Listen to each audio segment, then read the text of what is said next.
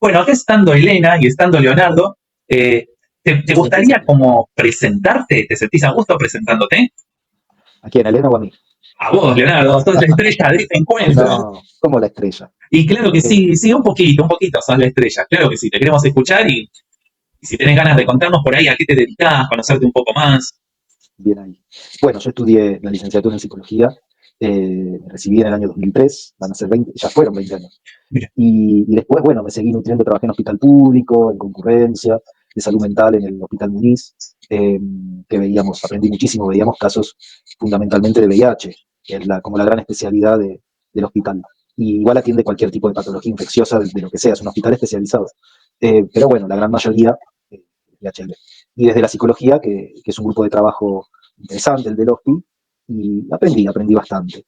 Después también me formé en el profesorado, en la parte de lo que es la pedagogía, que me encanta la educación, todo lo que tenga que ver con lo didáctico, así que hice el profesorado, me recibí de profesor, después estudié bastante filosofía de manera autodidacta y también en seminarios, en cursos. De hecho, las materias que doy, donde doy clases, están vinculadas a la filosofía y a la psicología, ¿no? La interdisciplina entre ambos saberes. Y entre otros también, antropología también me gusta mucho. Pensé cuando tuve el CBC, tuve antropología como materia, y la verdad que hasta dudé, digo, sigo con psicología, me paso a antropología, porque mirá, es tan hermoso lo que se aprende ahí, lo que uno aprende en la historia del ser humano, y cómo se desarrolló, porque está todo implicado. El cuerpo, la biología, pero también la cultura, los afectos, las costumbres, las diferencias culturales, los diferentes modos de expresarse de las culturas. La verdad que es hermoso. Así que bueno, soy un pensador transdisciplinario, eso desde ya, me di cuenta después de eso, ¿no? Con el tiempo. Esta idea de Morien, ¿no? De la complejidad, ¿no? De que todo está determinado, multideterminado. Cosa que también ya decía Freud en su época. Si bien no hablaba de paradigma de la complejidad ni ahí, pero sí hablaba de la multideterminación, la multivocidad de lo que nos pasa en la vida, que no es por una causa sola, sino que implica varias causas anudadas que están o que coexisten o que se relacionan y se modifican unas a otras. Bueno, y en este paradigma fui nutriéndome de diferentes saberes. Empecé con lo corporal también, con bioenergética, fue mi entrada a todo lo que es la praxis de las terapias corporales y la filosofía de lo corporal. Y después otras, ¿no? Que he hecho Feldenkrais, Eutonía también. Hice una formación en Eutonía, no la formación larga, que es de 3 años como eutonista, pero sí hice un instructorado en Eutonía en la escuela de Susana Kesselman, que es como una capa en temas de Eutonía y en temas de corporales y de psicología social. Que, bueno, su esposo que falleció, Hernán Kesselman, que trabajó mucho psicodrama, uno de los introductores en Argentina junto con Tato Pavlovsky, y también con aportes filosóficos, es decir, gente muy grosa y que los conocí mucho después de haberme recibido, la verdad es esa. Estoy abriendo un camino de navegación, un camino nómade y trazando una cartografía de aprendizajes posteriores a haberme recibido, que nos debe pasar a muchos eso, no es novedad. Y con gente que ni conocía, ¿no? Cuando estudiaba la carrera universitaria es mucho más focalizada, claro. más paradigmática dentro de lo que es el psicoanálisis y dado de una manera también más que tiende a lo dogmático. Ayer hablaba esto justo con colegas, la presentación del libro que te contaba, cómo lo académico todavía está, si bien hubo cambios, pero está como manteniendo esa tradición dogmática. Y bueno, todo esto me fue nutriendo, lo corporal, la filosofía, los saberes antropológicos, la educación popular también, que hoy clase en un bachillerato de adultos, y me acerqué, la educación popular me permitió conocer los desarrollos de Freire, de Fraileto, bueno, de otros, de Sousa Campos, por ejemplo, también, de otros autores. Por supuesto, la psicología social, Pillon, Erich Fromm, la Escuela de Frankfurt, por nombrar solo algunos, ¿no? Y por supuesto después Foucault, Deleuze desde otro lugar filosófico. Fue como un crisol de saberes, ¿no? Que fueron ahí nutriendo la tierra, ¿no? Hice también arte terapia con Vicente Citolema, Barbecho, Luis Munchiano y otros. Bueno, ahí, tratando de siempre de una mente inquieta, siempre que los conocimientos circulen y hagan y logren algo, ¿no? Algo concreto, no solo circulen por la parte intelectual. Y qué bueno esto que decís, ¿no? De tu recorrido biográfico, que me parece es fascinante, que el interés no está en esta crítica que hacemos siempre, ¿no? Que la comparto al dogmático de la universidad o de los establecimientos educativos, que lo que fuiste buscando no fue separado de tu formación y tu desempeño, sino que lo vas complementando. O sea, lo que fue una exploración corporal está dentro de tu profesión también, lo que es artístico, lo que es social. O sea, todas esas áreas que fuiste abriendo no fueron como una tarea por fuera de Leonardo psicólogo, sino que formaron parte mismo de la experiencia y del hacer. O sea, a pesar de la complejidad, sigue siendo integral tu visión holística, muy... Sí, exactamente, sí, tal cual. Eso lo afirmo de una, siempre en diálogo disciplinario, ¿no? Entiendo. Eh, Cuando uno está frente a una persona, bueno, como decía Jung, no hay que olvidarse que es una persona, él lo decía más poéticamente, un alma, no hay que olvidarse de eso, ¿no? Por más que uno tenga un montón de saberes y saber que tampoco hace falta explicitarlo, ni nombrarlo, ni trabajar todas las cosas con una persona, por ejemplo, en una terapia. siempre tiene que ser operativo. Eso lo aprendí de Hernán Kesselman. Siempre tiene que ser contextuado lo que está pasando en ese momento, qué lectura se le da, ¿no? Y qué permite con esa persona, qué permite se entre terapeuta y paciente, qué permite desarrollar, por dónde permite fluir, qué permite intervenir para cambiar, siempre con cambios concretos. Y después se cambiará y se hablará de otra cosa, de otro tema, ¿no? Pero siempre tiene que tener ahí una devolución, un contacto, un resultado, no tiene que quedarse solamente en palabras vacías, ¿no? Tiene que servir todo ese recorrido para eso, porque si no, queda muy en el aire, se vuelve una cosa muy abstracta, muy platónica, ¿no? Y tendemos mucho a, como somos educados, siempre lo hablamos, ¿no? A jugarnos a lo intelectual, a la parte, ¿no?, de la cabeza, y como decía Galeano, ¿no?, que no le gustaba para nada ser intelectual. Y nos olvidamos justamente del estómago, de la energía, del cuerpo, de la tripa, y mismo de las condiciones sociales también, que eso también es materialidad, de algún modo. Y todo eso, uno tiene todas esas variables cuando estás enfrente de una persona. Entonces, ¿cómo no vas a hacer una lectura transdisciplinaria desde la sociología, desde la psicología social, desde la antropología? Si te quedas solo con la evolución libidinal, como lo dice el psicoanálisis, como para también ya nombrar algo relacionado al tema, es la sexualidad, bueno, hay más cosas también. No es unidireccional la lectura que uno tiene que hacer. Y después también lo que decís, sí, nutrió, pero también rebasó mi profesión. Claro. Porque mi profesión también es docente, es educador de escolares, incluso también una faceta artística, ahí dando vueltas, es un poco de todo. Es decir, rebasa, utiliza también la psicología, pero trata de producir algo más. Mira, y entre Vos estas, también producís algo más, vos también, Elena, seguramente. Ustedes producen algo más allá de lo que específicamente, de lo que estudiaron, hay algo más que se está produciendo. sin embargo, hay un centro. O sea, o sea, si vos ahí tuvieras que pensar Siempre hay en un centro. tu sol, ¿no? El sol que hace gravitar todas estas cosas. Que no importa el nombre, puede ser esencia, alma, como dijiste antes, ¿no? ¿Cuál es el sentido, por ahí para una palabra más amigable, un concepto más amigable, qué le daría sentido a todo este marco de intereses que, mira, yo había notado mente, cuerpo, arte, el lado social y educador, ¿no? Pero todo eso en Leonardo se configura de una manera, el Leonardo psicólogo, yo digo, tengo un amigo que es Leonardo, que es psicólogo, pero vos, ¿qué le daría sentido a todo esto que lo rebasa más allá de su profesión y lo estimula también? Sí, sí. Yo le daría como un posible centro y la creación de salud, que es salud integral, que incluye la psicología, pero también el cuerpo, porque no está separado. La salud integral, el aprendizaje, porque hay algo muy fuerte en la educación, el aprendizaje no dogmático, ¿no? Y la transformación, vinculado a la salud, a lo psicológico, a lo social, promover eso. Qué buenísimo. Ahí Creación de salud, sería me uno de los encanta. centros. Sí, y salud que no va separado de la vitalidad, ¿no? Porque la Tai Chi y vida, bueno, la vitalidad, claro. Esa es Sí. la idea de centro. El otro día estuve en una clase de Susana Bolosín, que es una psicóloga Ujú. argentina, pero vive en España hace muchos años. Viene a dar talleres, hace vivenciales muy lindos. Trabaja con meditación y silencio en alguna parte vivencial. Vamos trabajando en la expresividad corporal, la expresión, un poco de movimiento libre, de danza. Y en algún momento hay trabajo con telas también o con témperas, todo lo que sea lo expresivo desde la libertad, desde el ser de cada uno, desde lo que te impulsa a expresar. Y también en un momento dado se trabaja el silencio y la meditación, porque ella dice que en esos ratitos se accede al centro, vos que nombraste centro, y rescata la idea de Winnicott, que es un psicoanalista inglés de centro, del self, que es el sí mismo. Él decía, en el self, en el centro del self, hay algo que es muy íntimo de cada uno, que es hasta incomunicado, va más allá de las palabras, no podés poner en palabras ese centro, esa esencia o esas esencias que vos sos. Con la palabra por ahí los podés tocar o hacer que algo vibre, pero no se traduce a palabra, porque va mucho más allá. Ese centro incomunicado, dice Winnicott, es sagrado. Y en cada persona es lo que tiene que preservarse, porque es lo más humano y lo más sagrado que existe. Y es lo que hace la raíz de cada persona. Y ahí Mirá, viene es la vitalidad de interesante. quien cada uno es. Sí, a mí siempre me pareció enigmática, seguro la escuchaste la cita de Deleuze, cuando dice transformarnos en vacuolas de no expresión. Creo que lo dice en Diálogos, está en una entrevista. Exactamente. Y en su momento me costó, me hizo ruido, pero luego por otro lado leí que estamos en el mundo de invitarnos a expresar todo el tiempo. Desde Facebook ya hace un montón de años, todo el tiempo mismo esto que estamos haciendo, es todo el tiempo tenés que expresar, qué pensás, qué decís, qué sentís. Te peleás con alguien y decime, ¿qué estás pensando? Quiero saber qué pensás. Y ahí Deleuze decía recluirnos, que en esto que vos traes de Winnicott, que está buenísimo, que también parte de nuestro ser es ese silencio que va más allá de lo que tenga que mostrar afuera, ese refugio, ¿no? Exactamente, sí. Es un espacio sagrado de uno. ¿No? Algo de eso también habló Jung con otras palabras, cuando hablaba del témenos, o el támenos, no recuerdo justo cómo es, en su arteterapia, donde algo desde el silencio algo se expresa ahí.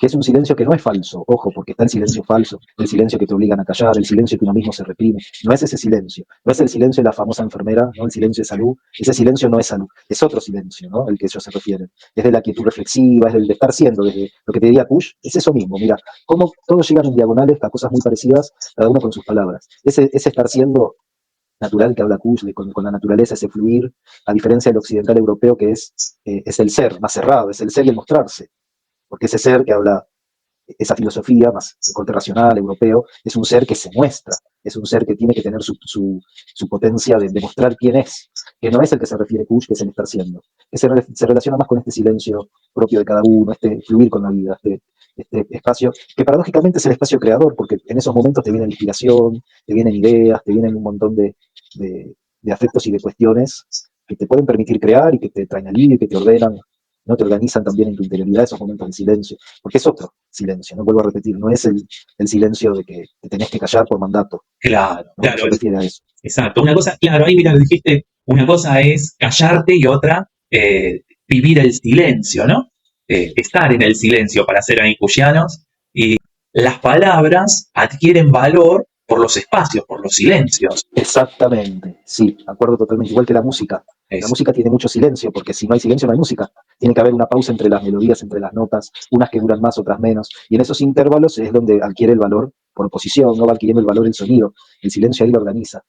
Así que de acuerdo. Y la poesía también, porque tiene algo de lo sonoro, de la musicalidad, además del sentido que te evoca, pero hay algo en la musicalidad de la poesía, son otras palabras, ¿no? No es la palabra en prosa, la palabra semiótica no es la palabra que te quiere significar eso que dice literal, sino que se vincula con el mundo de la metáfora, y el mundo de la metáfora es emocional, y el mundo de la metáfora te roza algo de ese silencio interior de quién sos, de esos núcleos.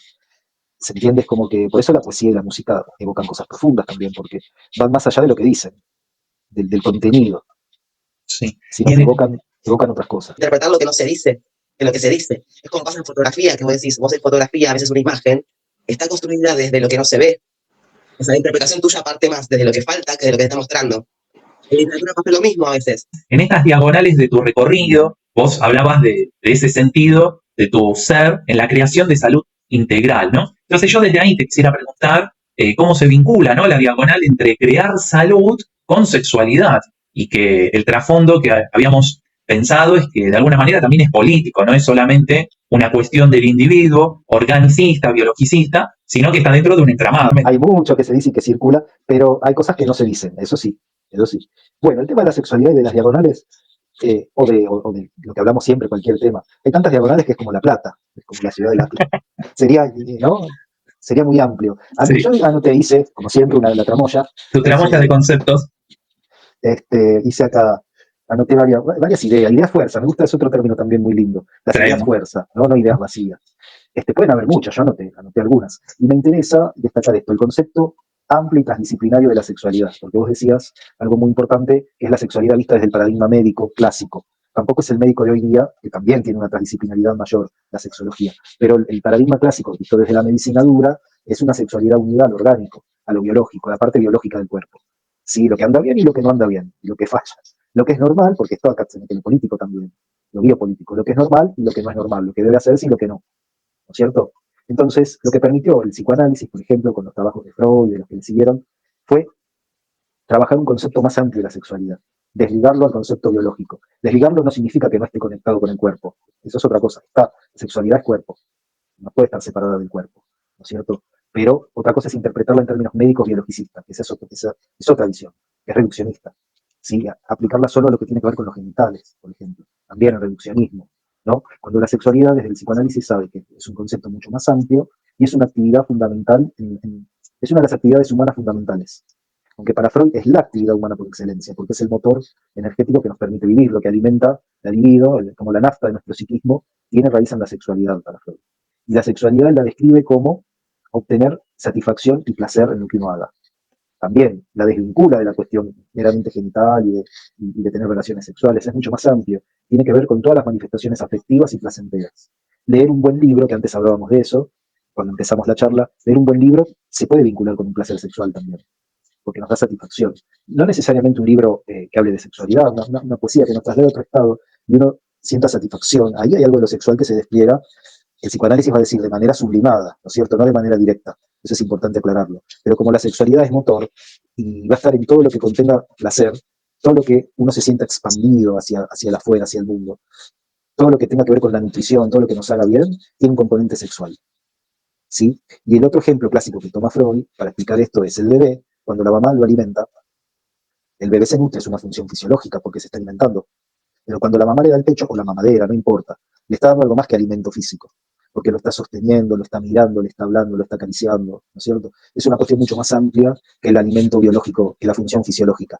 Está la función fisiológica, pero va unida a otras funciones. Entonces, el bebé recibe todo un mundo emocional, erógeno y de contacto que va configurando su subjetividad, digamos, su ser psíquico, más allá de ese cuerpo. Un cuerpo sexual que es un cuerpo de deseo, ¿sí? De satisfacción, de que sentirse amado y amar, ¿no es cierto? Todo a partir de una función fisiológica en su momento que fue alimentarlo, pero empieza a haber otra cosa. Tanto es así, ese contacto, tan importante es ese contacto vital, ese contacto vivo, ese contacto placentero entre la piel, la voz, la mirada, esa libidinización que tiene ese bebé, que si no la tuviera se enfermaría. Por más incluso que lo alimenten, por más que esté la función fisiológica de la alimentación, porque esto se ha visto, en la Segunda Guerra se vio un montón, El marasmo, bebés ¿no?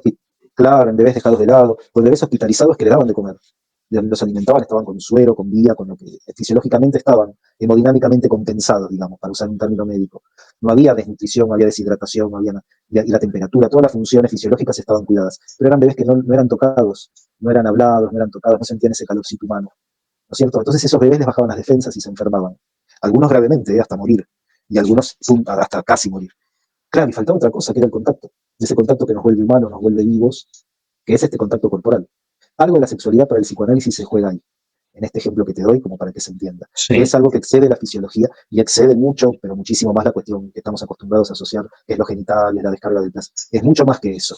¿Sí? Tiene que ver con el estar vivo, con el sentirse nutrido, con el amar, con el contacto, con la piel, ¿no? con los sentidos abiertos. Todo eso implica el concepto amplio, ¿no? Amplificado de sexualidad, que es la gran ruptura que planteó el psicoanálisis, que fue caro eso en su momento del siglo XX, hablar de sexualidad en los chicos, en los niños, de un concepto que va más allá de la reproducción, que tiene que ver con el placer, con el sentirse vital, el sentirse vivo, que es el motor de todas las manifestaciones anímicas. El hablar eso trajo un montón de problemas y de polémicas. Exacto. Y ahí Toda la están, conserva cultural no acepta eso. y ahí está en juego en estas instancias, tanto de decirlo para Freud, como aquello que estaba denunciando o mostrando, si se quiere mejor dicho, la cuestión política también, que tratar a un ser humano como una cosa que solamente se alimenta, alejado de su valor humano, no logra cumplirlo en ninguna instancia, a completarlo, ¿no? Que incluso a la inversa es mucho más fuerte ese lazo humano que la cuestión fisiológica. O sea, Sí, totalmente. es lo que Nos sostiene, ¿no? constituye como humanos. Exacto. Nosotros sin ese lazo no nos constituimos como personas. Somos animales en tal caso, pero animales humanos, pero lo humano se constituye en lo vincular. Calmens, que es un psicomotricista muy conocido en Argentina, que es poeta también, dice algo muy lindo. No sé si es de él o lo toma de otros, viste acá como todo se va como reciclando. Es probable que sea de él porque es muy poeta. Y dice, no hay cuerpo que no surja de otros cuerpos. Está hablando no del cuerpo biológico, ¿no? Se entiende que es este cuerpo que me refiero. El cuerpo como experiencia de un estar vivo, de un sí mismo, de un self. Surge de la relación entre otros cuerpos. Es decir, lo mismo, alguien que te educa, te sostiene, alguien que te apoya, alguien que te ama, que te hace su lugar. Acá diría alguien que te desea en su vida, ¿no? Cuando uno es chiquito, el bebé tiene que sentirse deseado. No puede, sino tener una humanización, una subjetivación, una continuidad existencial, un sentirse vivo, si no tiene todos estos factores. Mismo, eso se ve en los chicos que fueron privados de contacto humano, ¿no? Que hay casos famosos. Las niñas lobo, el niño de Aveirón, que Sí. ustedes lo escucharon nombrar, fueron chicos que fueron privados de contacto humano, desde no aprendieron a hablar, por ejemplo. Entonces no tuvieron todo están más parecidos al registro de lo animal, porque no tuvieron toda esa humanización, toda esa subjetivación, toda esa sexualización que hablábamos antes. Entonces ellos sí quedaron más replegados al plano de la biología. El análisis Lacan lo trabajó mucho, el lenguaje, cómo nos constituye, ¿no? Simbólicamente. El ser humano es un ser simbólico, y político, te diría Aristóteles además, y otros. El lenguaje está en nuestra constitución, no puede no estar. Incluso para el psicoanálisis el lenguaje va entramado a la sexualidad y a nuestro estar en el mundo. No estamos en el mundo sin el lenguaje para el psicoanálisis. No es algo que vos podés aprender cognitivamente, de manera intelectual, que es como uno trata, ¿viste cuando estudias un idioma de grande? ¿Por qué cuesta? Porque uno trata de hacer la traducción con tu idioma, intelectualizarlo, y es mucho más fácil cuando vos estás con personas que lo hablan en un contexto, en un ambiente facilitador para que lo aprendas, un ambiente práctico, ahí lo aprendes un poquito más rápido, porque si no, está descontextualizado. El lenguaje no es algo que se pueda aprender, ya sea un idioma o el lenguaje mismo como código humano, ¿no? De estar en el mundo. No es algo que lo aprendas cognitivamente o tipo respuesta y error, como decía el conductismo, que se aprendía el lenguaje. Te premiaban cuando lo aprendías como conducta. No, las críticas de Chomsky fueron impresionantes con respecto a eso. El lenguaje tiene que ver con tu experiencia vital y cercana al mundo. Te configura el mundo el lenguaje. El lenguaje acompaña tu sentir del mundo. No está hecho solamente para comunicar algo frente a señalarte a vos un objeto, alcanzame los lentes, esa es una función en tal caso que puede tener, pero es otra cosa mucho más amplia. ¿Viste el pez en el agua? El pez no es consciente que está en el agua, es su medio natural y su medio de soporte. El lenguaje es nuestra agua como humanos, nadamos entre medio del lenguaje y constituye nuestro ambiente. Entonces es algo que si no se tuvo, hay graves carencias y fallas muy graves en nuestra subjetivación, en nuestra socialización, en nuestro proceso como homínidos, ya hablando de la especie humana. Es necesario el lenguaje para estar en el mundo, no solo para entenderlo y comunicarse, ¿no? Mucho menos el lenguaje hablado, no tiene nada que ver con eso, porque hay gente que no habla, sordomuda, y está en el lenguaje plenamente igual que nosotros. Así como hay gente ciega que está en un mundo de imágenes aunque no hayan visto. Son registros que son más profundos y más primarios. Sí, es poco difícil de entender, pero con lo que respecta al lenguaje, es un mar que nos rodea y nos permite estar en el mundo. Este estar siendo de Kush, bueno, él lo hablaba muy lindo con las metáforas de cada pueblo, ¿no? Le da sentido al mundo y lo organiza. Por eso es algo que no se puede aprender cognitivamente. Y no se puede aprender cuando venció cierto plazo. Por eso es muy difícil con estos niños privados de contacto temprano, por más que después les enseñaron a hablar y le trataban de explicar, no es lo mismo, porque ya algo se venció en los ritmos corporales, hay algo que se vence alrededor de los 2 años, o 3, bueno, ahí puede variar, que después no se recupera nunca más. Los primeros 3 años son impresionantes para nutrir a un ser humano. Si hay fallas nutricionales, de carencia afectiva, de carencia educativa, todo eso es muy difícil después, porque afecta a todo. Afecta a cómo es ese cuerpo en el mundo, afecta a cómo fue afectivizado, ya justo afecta a cómo fue afectivizado, cómo fue educado, enseñado. Qué Y interesante con que los estudios de neurociencia, cómo el cerebro se desarrolló, si no fue estimulado, bueno, de varios lugares se puede trabajar esto. Entonces el lenguaje nos constituye, la sexualidad nos constituye. y ahí qué bueno que llevaste para ese terreno de los... ¿Cómo? Voy a tomar agua. Sí, hoy. Esto de... Lo estuviste llevando para el lado de lo que caduca, o sea, los tiempos de formación, ¿no? Que hay etapas en las que tenés que formar ciertas competencias, si se quieren, que luego si no se desarrollan ya es difícil adquirirlas. Entonces pensaba en esto que presentabas tu biografía al principio y decías que te gusta trabajar en la creación de salud integral, ¿no? Entonces acá estamos viendo distintas, como serían variables de esta integralidad, que es tener en cuenta la cuestión sexual más allá de lo biológico, la sexualidad, el lenguaje, el cuerpo, el desarrollo del ser humano de un modo íntegro, y pensaba cómo justamente crear salud en alguien que no pudo desarrollar algunas de esas competencias, ¿no? Que de alguna manera me imagino que es un poco tu labor, ¿no? Que puede ser algo bien concreto en un niño que, por ejemplo, no aprendió a hablar correctamente en su etapa de infancia o sufrió algún trastorno, algo que le impidió, como también pueden ser cuestiones de una persona ya adulta y que no haya desarrollado cuestiones sociales, cuestiones de entender a las otras personas como seres humanos, y que ahí encontramos atravesado lo político, donde muchas veces nos encontramos en situaciones de trato no humano entre nosotros mismos. Exactamente, en lugar de tratar a un sujeto, tratas como un objeto. ¿No? Esto de la ética de Kant trata al ser humano como un fin en sí mismo, no como un medio. En su humanidad sensible y consciente, y nunca como un medio. Bueno, para obtener otras cosas, ¿no? Para lograr otras cosas. Sería como un objeto, te diría el psicoanálisis, no trates a los demás como un objeto. Y lo pone en primer plano, ética y psicoanálisis, porque uno tiende, es muy fácil en los vínculos reducir al otro en algún momento como objeto. Nadie puede tirar la primera piedra. Por eso es tan importante siempre ser consciente que, te lo decía antes, que delante de uno hay un sujeto, con cosas que pudo, que no pudo, con su historia particular, ¿no? Con la horma de sus zapatos. La empatía es eso, ponerse en el lugar del otro, que hay una historia ahí detrás de cosas que sucedieron, bueno, y entender un poco ese entramado. Tu pregunta es, ¿qué hacer cómo crear salud con las personas? Bueno, entender su entramado, conectarse con su entramado. En el sentido, para entenderlo hay que, no solamente es algo intelectual, hay como que empatizar, identificarse. Una identificación operativa sería, ¿no? No una identificación para que quede despegado, pero ponerse en el lugar de, explicado de manera más sencilla, esa distancia operativa, esa identificación operativa, porque seguro también te remueva cosas que a vos también te pasaron, entonces, en esa vinculación. Entonces, uno también es su instrumento para entender al otro, para crear salud en el otro, para ayudarle a ver por dónde más operativamente y con más calidad se puede ahí crear salud, o desencadenar la potencia, como hablamos siempre, más en términos filosóficos y políticos, liberar esa vida que no se desarrolló ahí, o que quedó atrapada, cómo liberarlo, cómo crearlo. ¿No es cierto? Yo creo que es de manera interdisciplinaria también, como te decía antes. No se puede desde un solo saber.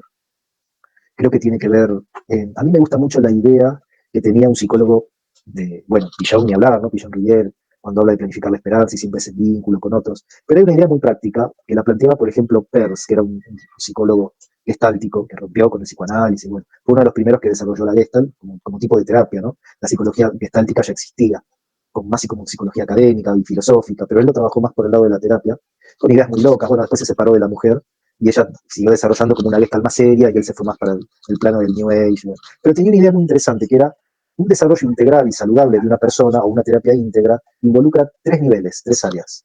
Cada uno deberíamos tener un espacio de terapia personal, individual, un espacio de terapia grupal, donde haya un grupo, y un espacio de terapia colectiva, donde uno se encuentre con más personas y haga algo más amplio, que tenga repercusiones sociales colectivas. No sé si se entiende por dónde iba. Está hablando de las 3 áreas, ¿no? Que tampoco están tan separadas, porque no es que uno haga terapia individual, te estás haciendo un trabajo sobre todos los grupos por lo que vos pasaste y tenés internalizados, ¿no? Nunca es, para que se entienda, un espacio más de escucha individual o de consejo. Cuando él dice terapia, igual no hablaba de psicoanálisis porque él ya había roto. La terapia que sea, un espacio de terapia por uno mismo, incluso puede ser una terapia corporal también, ¿no? No necesariamente una psicoterapia de manera exclusiva, pero un espacio más personal, donde haya una escucha más personal, un abordaje más hacia tus condiciones de vida. Y después un espacio grupal, donde se puedan jugar cosas grupales con más personas, de cierta continuidad, ¿no? Es mejor todavía, no un encuentro. Un grupo de encuentros donde se trabajen X cosas, ¿sí? Y un espacio más colectivo de intervención en tu comunidad, de intervención en la sociedad. Entonces, crear salud en los 3 planos.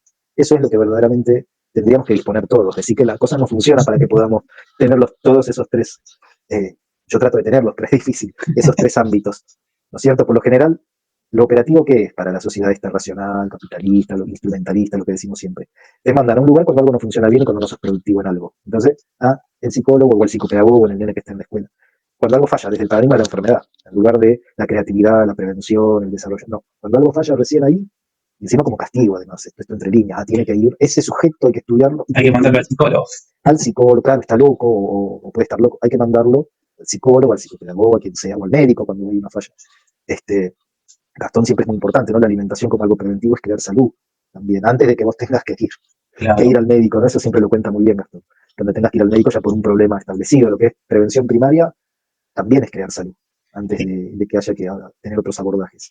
Entonces, esta idea también de lo transdisciplinario, lo interdisciplinario, y de que es desde varios lugares. Yo también creo que como terapeuta a veces no es solo desde la palabra, sino de qué aparece en otros registros, ¿no? Qué aparece en lo expresivo, qué aparece en el cuerpo, qué aparece, o esa persona, por ello le aconsejo, si veo que es necesario, bueno, ¿cómo te conectas con tu cuerpo? Desde lo físico, si le gusta hacer algo, ¿por dónde va ese deseo? Rastrear, si le gusta hacer natación, o yoga, o tai chi también, o indagar a ver qué posibilidades hay. Claro, abrir en esa persona esos espacios para que se conecte con otros y para que se conecte también con su energía corporal desde otros lugares. No es solo quedarse en la palabra de lo que te cuento en un ratito. Empezar a vislumbrar y a conversar cómo son los espacios vitales en toda esa persona, por fuera de tu espacio de consulta. Eso es crear salud también. De manera más abierta y de manera más interdisciplinaria. De manera social también. Uno tiene, aunque yo no haga terapia grupal, no importa, tengo que ver cómo están los grupos en esa persona, cómo es su historia grupal, cómo son sus átomos sociales, digamos, cómo fue su transitar por la escuela, por la familia, por el club, por el barrio, qué sucedió ahí, qué hacen que sea quien esa persona es. ¿No es cierto? No es un psiquismo cerrado, endógeno, el que yo me refiero, sino que es un psiquismo que está en un sistema, está en vinculación en diagonal, que vos decías lo de las diagonales, le llegan diagonales desde muchos otros lugares, diagonales y afectaciones desde muchos otros lugares, ¿sí? La persona no es una caja que vos abrís, eso me gusta mucho también, que lo trabaja el psicoanálisis actual y el psicoanálisis de la segunda parte del siglo XX. La persona no es una caja cerrada que vos la abrís y tenés cosas adentro como en una profundidad física y sacás y ponés, esa es una visión también clásica, de fisicalista, una visión empirista y positivista antigua. No somos eso. El psiquismo es mucho más dinámico, es histórico, dinámico, plástico, múltiple. Pero eso también permite tener la plasticidad suficiente para cambiar, ¿no? Para, a pesar de que si te faltaron estas cosas que hablábamos antes, de muy pequeño, puedas así todo después transformar algunas de ellas. Me gusta el concepto de plasticidad neuronal que trae la neurociencia. Bueno, también puede ser aplicado a plasticidad existencial, plasticidad psicológica. Hay otras plasticidades que pueden desarrollarse, ¿no es cierto? Pero tiene que confluir una serie de factores, que para mí son múltiples, y tienen que ver con esto que yo te decía antes, cómo circula la persona en lo grupal, en lo colectivo, exacto, en lo histórico, en sus condiciones sociales también, sus condiciones de trabajo, sus condiciones, ¿no? Es mucho más amplio que un psiquismo cerrado. El individuo, de alguna manera, está como cosificado socialmente, mientras no se ocupa de sí mismo, de sus deseos, y cuando empieza a hacerse responsable, ¿no? De sus deseos, de tanto, de qué es lo que quiere, qué es lo que puede, qué es lo que debe, ¿no? Y empieza a entrar ese cuidado de sí, cuidado del otro, hay una transformación de individuo en sujeto, que deja de ser alguien como un individuo más en la cuenta política y pasa a ser un sujeto que vive en colectivo, ¿no? Entonces, y los derechos empiezan a ser importantes, y como vos decías, el sujeto también es un ser animal. Bueno, esa transformación, A ver, las metáforas de la alquimia, ¿no? Que Occidente también tuvo su alquimia igual que Oriente, y la alquimia en Oriente que estuvo muy vinculada a prácticas sexuales, incluso taoístas, tántricas, hay toda una historia muy antigua respecto a eso. Pero en Occidente que trabajaban más, siempre Occidente es más de los objetos, más transformaciones de los metales en oro y todos esos procesos, eran en realidad metáforas de transformaciones internas, ¿no es cierto? El plomo somos nosotros. ¿Cómo escorpianamente podemos decir? ¿Cómo producimos nuestras transmutaciones, nuestros devenires o nuestras derivas, para decirlo en filosofía más, más actual, ¿no? Y con estos pensadores más desde el devenir, ¿no? Como Deleuze y desde el deseo como producción. ¿Cómo permitir, claro, esos cambios, esos devenires, esas transformaciones de manera ética, ¿no? En cuidado de sí y de los demás, en una trama vincular afectiva, ¿no es cierto? En una trama ética que va unida al deseo. El deseo siempre es ético, eso quiero aclararlo. Si es deseo, es ético, porque siempre tengo en cuenta al otro y en cuenta a las dos personas. Si no, ya no es deseo, algo pasa ahí que tiene que ver con un vínculo más perverso, donde el otro se convierte en objeto, ¿no? Pero ahí ya se desvía del deseo. El deseo está atravesado por una magnitud ética, si no es otra cosa. ¿Vieron el dicho? Voy a dar un ejemplo muy simple. En los casos de violencia de género, y si te pega no es amor.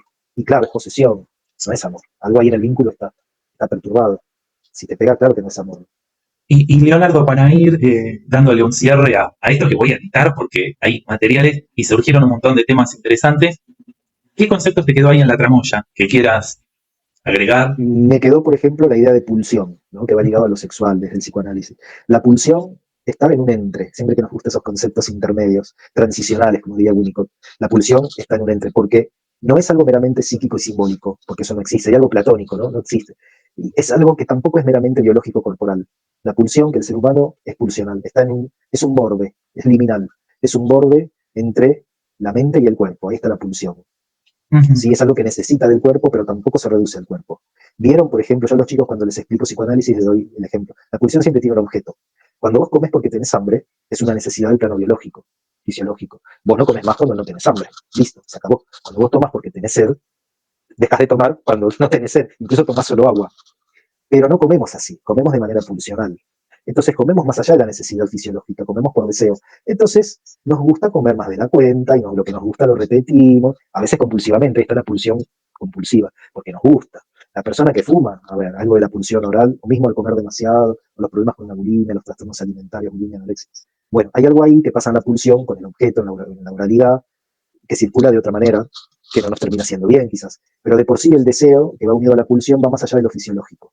Si ya de por sí, aunque no te hagas daño igual, ¿viste? Comemos con los ojos, porque con lo que comemos nos gusta arreglarlo, los colores, que sea algo lindo, ¿no? También, y que nos guste fundamentalmente el paladar también. Hay gente que no le gusta una cosa y otro sí. Entonces va más allá de lo fisiológico, instintivo, que sería el tomar o comer porque tengo sed o hambre. La pulsión excede, hay algo más, es porque nos gusta.